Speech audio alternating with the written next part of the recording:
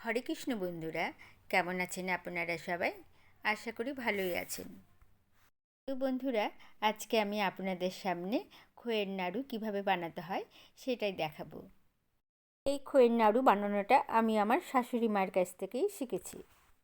তাহলে দেখতে থাকুন কিভাবে আমি খইয়ের নাড়ুগুলো বানাই।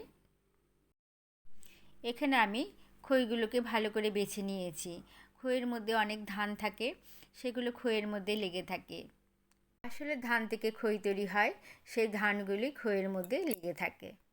তারপর কড়াইয়ের মধ্যে আমি খইগুলো ভেজে নেব। ভেজে নেওয়ার পর আবার চালনে ঢেলে সেগুলো আবার চেলে নেব। সুতরাং খইগুলো প্রথম থেকে আমার ভালো মতন করে ঝাড়া বাছা হয়ে গেল ও ভেজে নেওয়া হয়ে গেল। এইভাবে একটু একটু করে আমি সব খইগুলো কড়াইয়ের মধ্যে ভেজে নেব। তারপর আবার চালনে ঢেলে সেগুলো আবার চেলে নেব। এভাবে একটুখানি খই হাতে নিয়ে একটু ডলা দিয়ে দেখলেই বোঝা যাবে যে খইগুলো মুচমুচে করে ভাজা হয়ে গেছে। তারপর খইগুলো শিলপাটায় এইভাবে গুঁড়ো করে নিতে হবে। খুব বেশি মিহি করে গুঁড়ো করতে হবে না, এইরকমই অল্প অল্পই গুঁড়ো করে নিতে হবে। তারপর উনুনে কড়াই বসিয়ে গুড়টাকে পাক দিতে হবে। যতক্ষণ পর্যন্ত আঠালো ভাব না হয়ে আসে ততক্ষণ পর্যন্ত পাক দিতে হবে।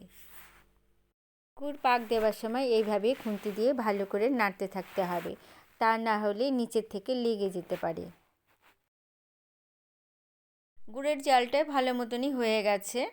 এইবার সে গুড়টিকে হাতায় করে একটু একটু করে মিশিয়ে দিতে হবে খইয়ের সাথে।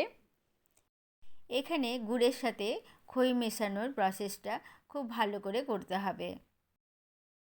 গুড়ের সাথে খই মেশানোটা যত ভালো করে হবে, নাড়ুগুলো তত ভালো করে তৈরি হবে। এইবার হাতের চাটুতে একটুখানি ঘি নিয়ে এইভাবে নাড়ু শেপে গোল গোল করে নাড়ু তৈরি করে নিতে হবে।